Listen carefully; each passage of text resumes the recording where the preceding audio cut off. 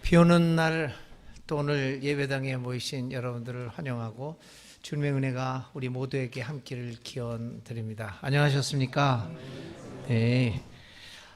지난주는 우리 갑작스러운 추응식 형제님의 죽음으로 인하여 황망한 한 주를 보냈습니다. 이영기 형제님의 어머님도 또 장례가 있었습니다.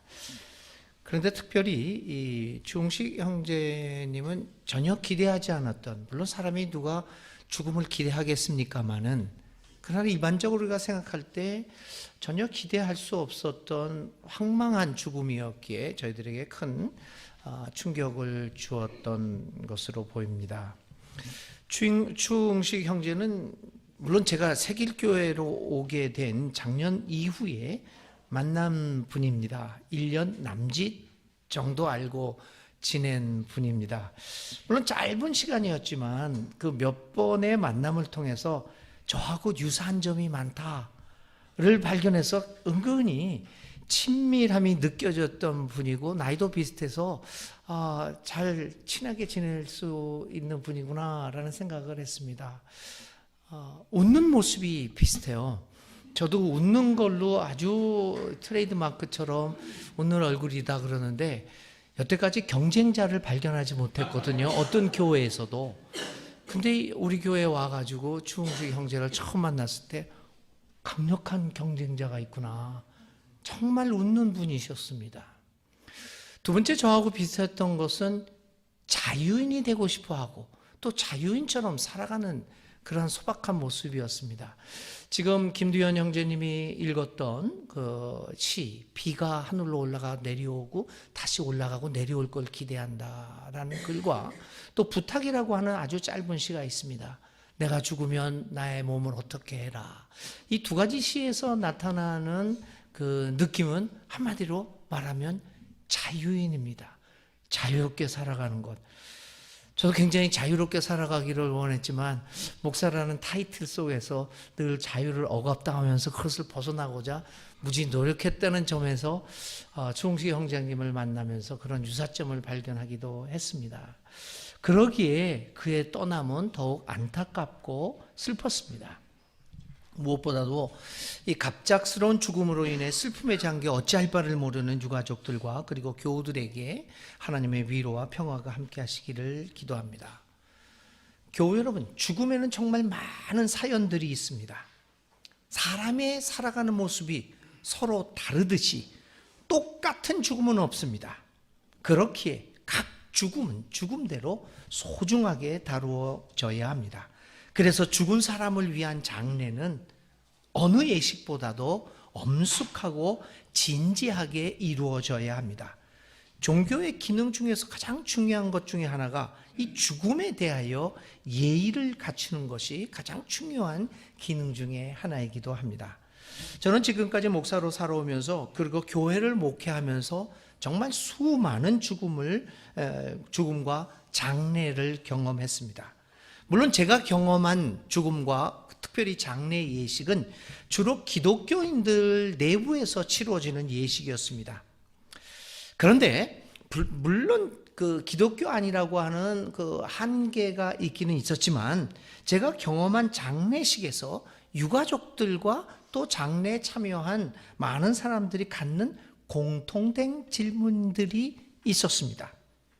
그리고 이 질문은 죽은 자들을 향한 것뿐만 아니라 지금 살아있는 사람을 향한 질문이기도 합니다. 한마디로 구원에 관한 질문입니다. 늘 장례식에 제가 집례를 할 때마다 유가족들도 그렇고 교우들도 그렇고 장례에 참여한 사람들이 저보다 늘 묻습니다. 이 사람이 죽었는데 천국에 입성할 수 있겠습니까? 천국 입성과 관련된 구원에 관한 문제였습니다. 다른 말로 하면 죽은 사람이 구원받고 천국, 천당에 갈 수 있을까라고 하는 질문을 늘 집례자에게 던졌습니다. 살아있는 사람들의 질문도 마찬가지였습니다.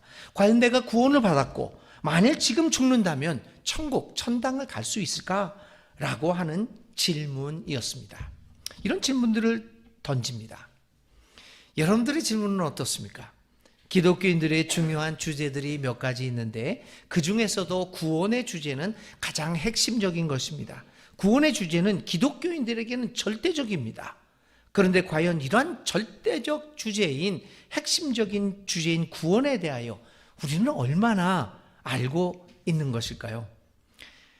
대다수 기독교인들이 갖고 있는 구원의 개념을 살펴보면 몇 가지 공통적인 특징이 나타납니다. 저는 한 3가지 정도의 단어로 요약을 하고 싶은데요. 그리고 이 3가지 단어는 다 연결되어 있는 단어입니다. 무엇보다도 구원은 예수 믿어서 죽은 후에 천국 혹은 천당으로 가는 것이라는 생각입니다. 예수 믿음, 죽음, 천국, 이 3 개념을 중심으로 이루어진 것이 우리 구원에 대한 생각입니다. 그래서 예수 천당, 불신 지옥이라는 구호가 매우 자연스럽게 등장합니다. 이에 따라서 복음을 요약하게 되면 이 같은 매우 예수 천당, 불신 지옥이라는 이 매우 공격적인 구호로 요약되곤 합니다. 그런데 여러분, 성경과 하나님이 우리에게 예수님을 통하여 주는 구원이 마치 이처럼 수학 공식처럼, 아니 산수 공식처럼 예수 믿음, 죽음, 천국으로 그렇게 단순화할 수 있는 것일까요? 과연 성경은 우리에게 구원에 대하여 무엇이라고 말하고 있는 것일까요? 구원은 무엇입니까? 그래서 저는 오늘 이번 해에 제가 여러분들과 함께하는 교리 뒤집어 생각하기, 교리 전환의 측면에서 구원에 관한 문제를 생각해 보고자 합니다. 대다수 기독교인이 교리를 통하여 배운 구원의 개념에 대하여 약간의 의문을 제기하면서 달리 한번 생각해 보려고 합니다. 구원과 관련해서 우리의 질문은 약 4가지로 요약할 수 있을 것입니다. 첫째는 무엇으로부터 구원인가? 입니다. 2번째는 무엇을 위한 구원인가? 3번째는 구원은 죽음 이후의 구원인가? 혹은 삶 속에서의 구원인가? 마지막으로 오직 예수로 인한 구원인가? 라고 하는 4가지 질문입니다. 저는 앞으로 이 4가지 질문을 중심으로 해서 이 교리 뒤집어보기, 메시지 뒤집어보기의 차원에서 한 2-3번, 많으면 4번에 걸쳐서 이 문제를 다루어 보겠습니다. 오늘은 첫 번째 질문인 무엇으로부터 구원이 오늘 우리에게 다가오는 구원인가를 생각해 보려고 합니다. 여러분, 구원이라는 단어는 기독교의 전유물은 아닙니다. 구원은 일반적인 단어로서 우리들의 일상생활과 더불어 다른 종교에서도 자주 사용되는 표현입니다. 그런데 구원이라는 표현과 관련해서 흥미로운 점이 발견됩니다. 그것은 이 단어가, 구원이라는 단어는 홀로 존재할 수 없다는 것입니다. 느닷없이, 그리고 어떤 특정한 정황 혹은 상황 없이 스스로 존재할 수 있는 단어가, 구원은 그런 단어가 아니라는 것입니다. 우리는 단순하게 나는 구원받았다 혹은 구원이 이루어졌다 라고 말할 수 없다는 겁니다.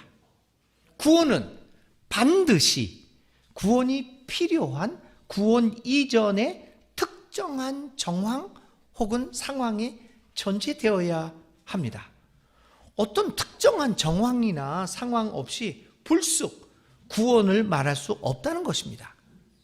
그렇지 않습니까? 구원받았다.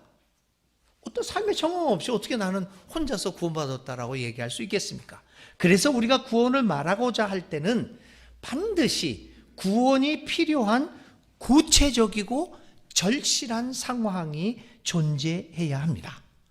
그러한 상황이 존재할 때 우리는 비로소 구원이 필요하다라는 표현을 사용할 수 있게 될 것입니다. 그러므로 구원을 말하고자 할 때는 반드시 무엇으로부터의 구원인가? 라고 하는 질문을 던져야 합니다. 이 질문은 우리로 하여금 구원이 절실한 상황은 무엇인가? 라는 구체적인 질문을 갖게 만듭니다. 이 같은 질문 없이 단순하게 당신은 구원받았다, 나는 구원받았다 라는 표현은 큰 의미가 없습니다.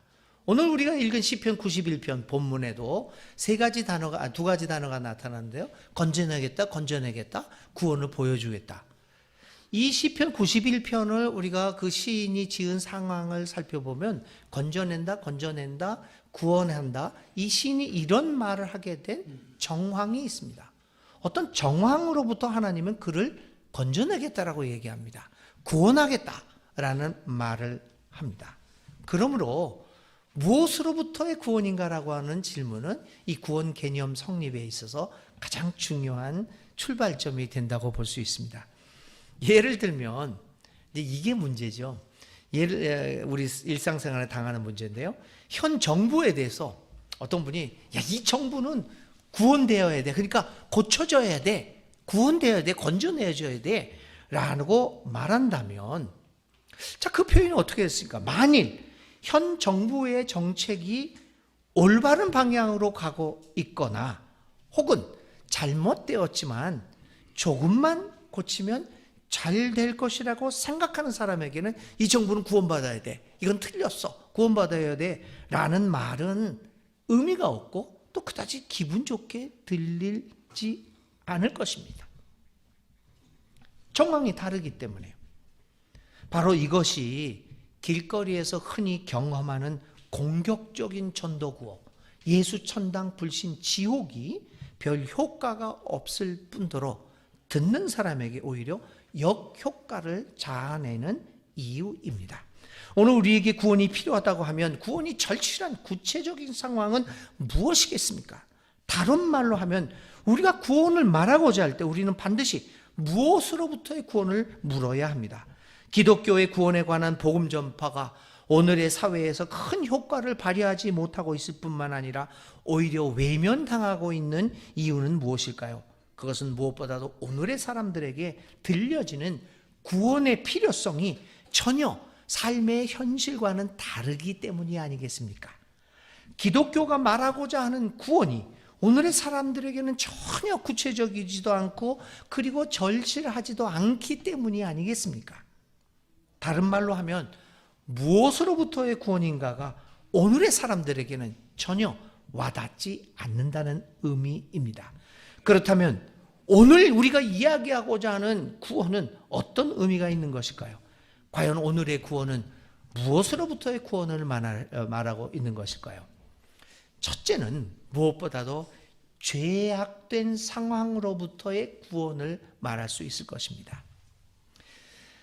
교리적이며 전통적인 기독교인은 구원을 이야기할 때 죄로부터의 구원을 말할 것입니다. 그리고 그 죄는 주로 개인적인 죄를 의미합니다. 그리고 인간이 죄인이다라고 하는 것을 강조하기 위하여 원죄를 강조합니다. 이에 의하면, 원죄 이론에 의하면 우리는 태어나면서 우리의 조상의 죄성을 유전으로 받다. 우리 인간 존재 자체가 죄인이라는 것입니다. 그러면 구원은 원죄로부터의 구원을 의미합니다.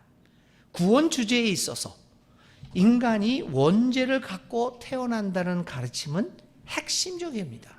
구원은 원죄로부터의 구원입니다. 그래서 초기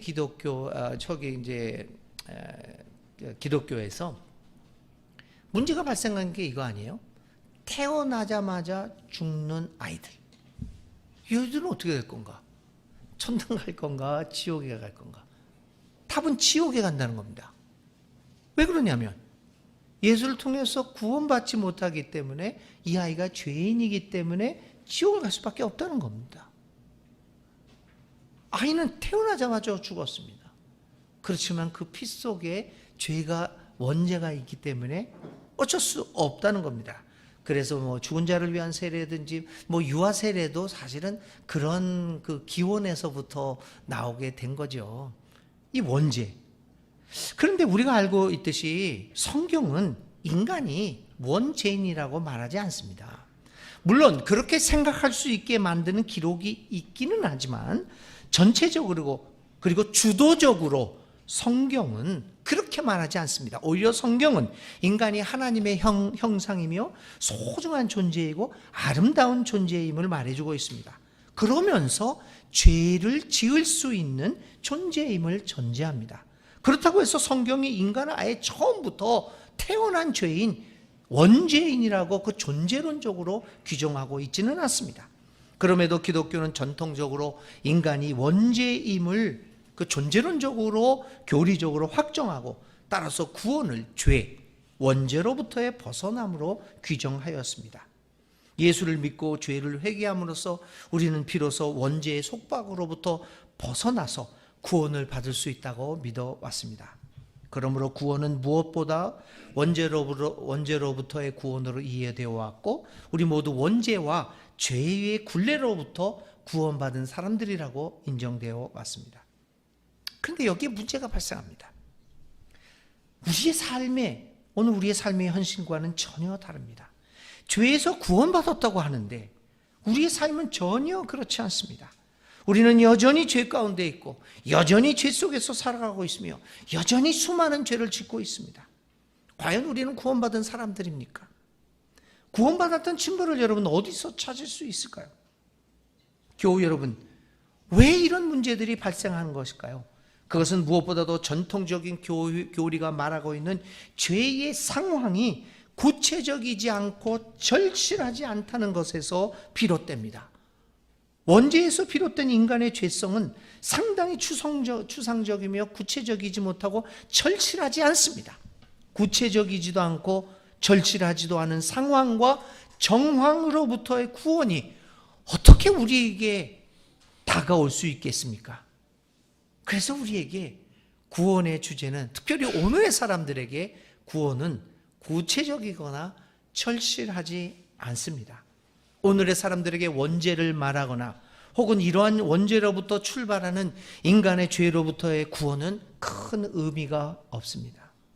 이런 식의 죄에 대해서 말한다는 것은 구체적이지 못합니다. 그러기에 이러한 추상적이고 절실하지 않은 죄의 상황으로부터 구원을 말한다는 것은 누구에게나 구체적으로 다가갈 수 없는 사실입니다.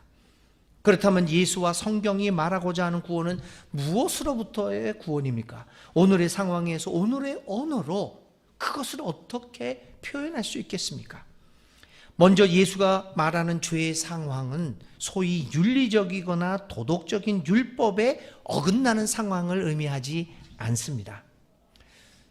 사실 물론 다른 의견도 있겠지만 오늘 우리 사회를 지배하고 있는 윤리, 우리가 뭐 정통이라고 생각하는 윤리 혹은 시대적 도덕 기준은 어떻게 규정이 될까요?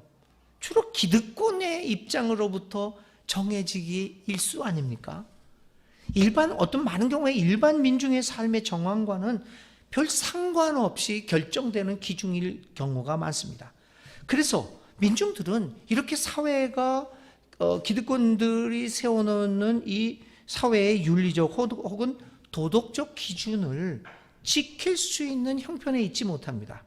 그래서 어쩔 수 없이 죄인이 되기도 합니다. 예수님 당시 사회는 율법을 통하여 죄인을 양산해내는 사회였습니다. 예를 들면 율법에 따르면 음식을 먹기 전에 반드시 손을 씻어야 합니다. 매우 훌륭한 법입니다. 그러나 실제 민중의 삶에서는 전혀 구체적이거나 절실하지 않습니다. 손을 씻고 밥을 먹어야 한다는 이 율법이 탁상공론일 경우가 많습니다.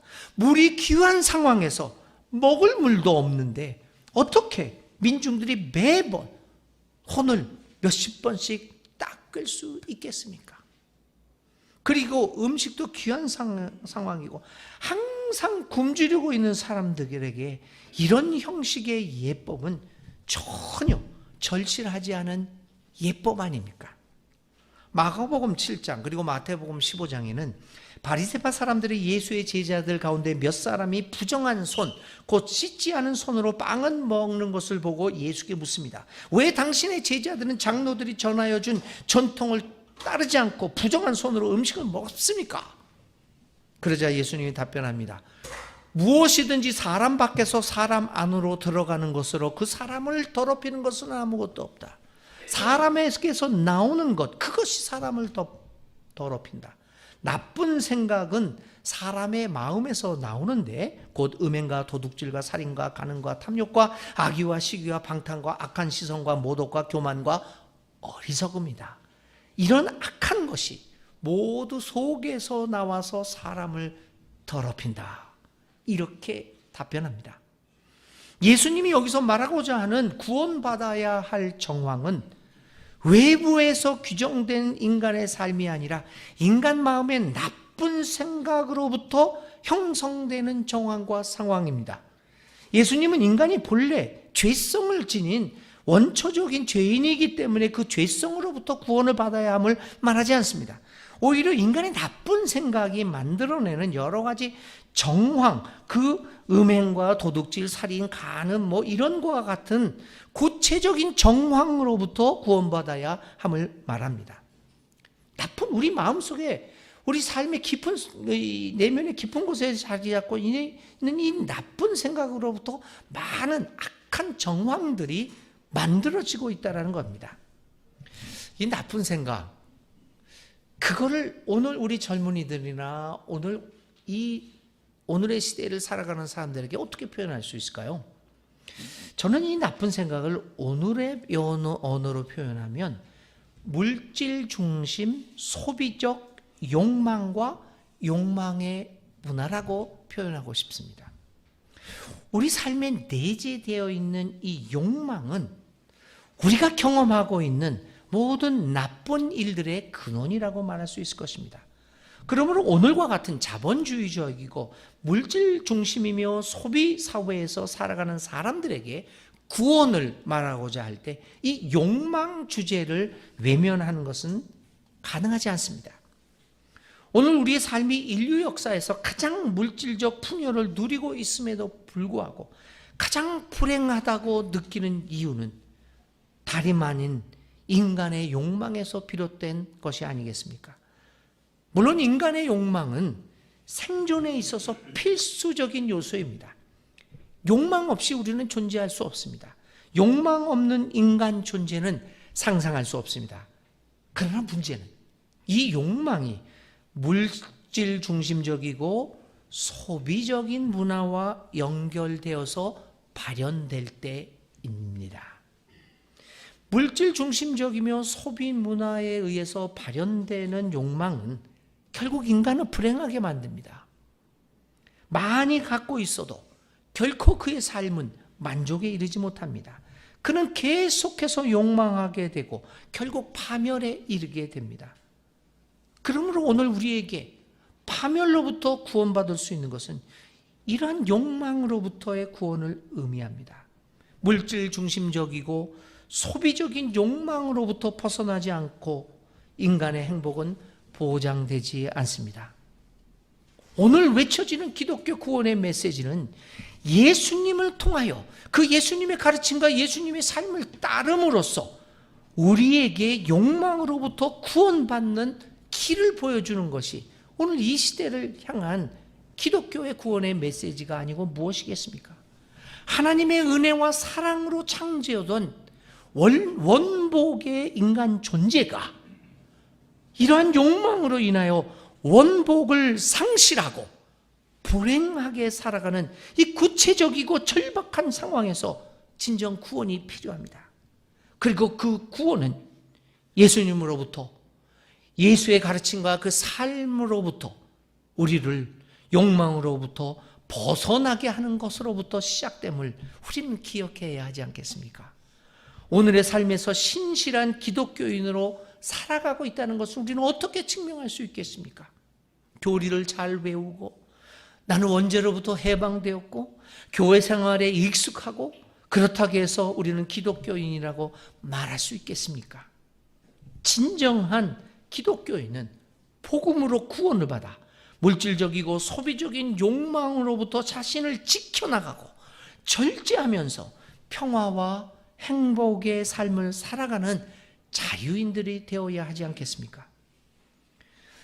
물질과 소유욕으로부터 구원받아 자신을 다른 사람과 비교하지 않으면서 자신이 가진 것에 만족하고 감사하게 살아가는 사람들이야말로 진정한 구원받은 사람의 모습이 아니겠습니까? 구원을 받아서 죄로부터 자유롭게 되어 죽어서 천당 가다고 굳게 믿으면서도 현실의 삶에서는 여전히 부동산 투기에 열올리고 다른 사람과 비교하면서 저 사람보다는 좀 더 나은 것을, 더 많은 것을 갖기 위해서 안달하고 경쟁하며 애를 쓰면서 현재의 삶에 만족하지 못하고 늘 저 높은 곳을 향하여 높은 곳을 바라보며 경쟁의 열을 올리는 사람이 과연 구원받은 사람의 모습이겠습니까? 저는 우리 한국 기독교인들, 믿는 분들에게 질문을 던지고 싶습니다. 저에게도 질문을 던집니다.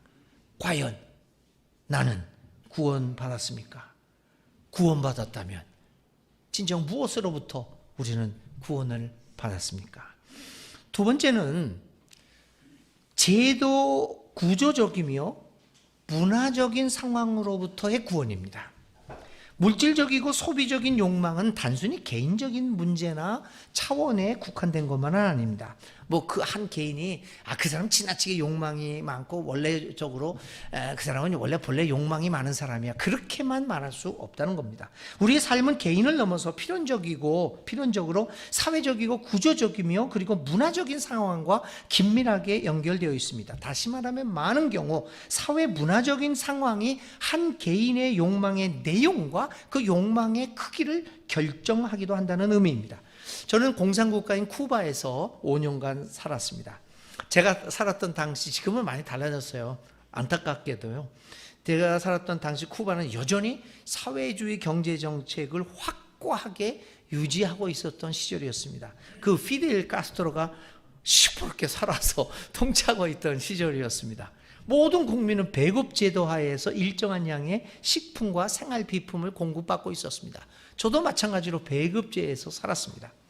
모든 교육과 의료는 무상으로 제공받았고 주택도 국가가 공급하고 있었고 개인적인 차원에서 토지와 주택 매매는 허용되지 않았습니다. 소유는 할 수 있었지만 팔 수는 없었습니다. 전반적으로 경제 수준은 일반 자본주의 국가는 비교할 수 없을 만큼 낮았습니다. 한마디로 가난했습니다. 그런데도 굶어 죽는 사람이나 노숙자 혹은 집 없는 사람, 돈이 없어 대학 교육을 받지 못하거나 병원을 찾지 못하는 사람은 없었습니다. 쿠바 사회에도 부자들이 있기는 했습니다만은 일반 사람들과 경제적 차이는 그리 크지 않았습니다. 빈부격차가 별로 없었다는 이야기입니다. 이런 제도와 구조 그리고 사회 문화적인 상황에서 쿠바 사람들의 욕망의 내용과 그 욕망의 크기는 별로 크지 않았습니다. 사람들은 대체적으로 가난했지만 만족하고 행복하게 살아갔습니다. 부족한 것이 많았지만 그 안에서 나름 풍요를 누리고 살아갔습니다. 저는 쿠바에 살면서 이 경제 사회 제도로 인한 문화가 사람들로 하여금 만족한 삶을 만들 수 있구나라는 생각을 갖게 되었습니다. 물론 50년, 60년 동안 계속되었던 미국의 그 철저한 경제 봉쇄 때문에 어려움을 겪고 있었지만 그래도 정부는 최선을 다해서 국민들에게 필수 물품들을 공급하고 있었습니다. 그래도 가난했습니다. 저는 쿠바에 살면서 한 경제 사회 제도가 한 국가에서 한 사람의 삶의 행복과 관련해서 얼마나 중요한가를 저는 절감했습니다. 물론 쿠바 사람들이요, 외국 관광객들이 가지고 오는 셀폰이라든지 뭐 여러 가지 전자기구들을 보면서 그 물품을 보면서 부러워하고 갖고 싶은 생각들을 많이 가졌습니다. 자기도 그런 물건을 가졌으면 하고 부러워하기도 했습니다.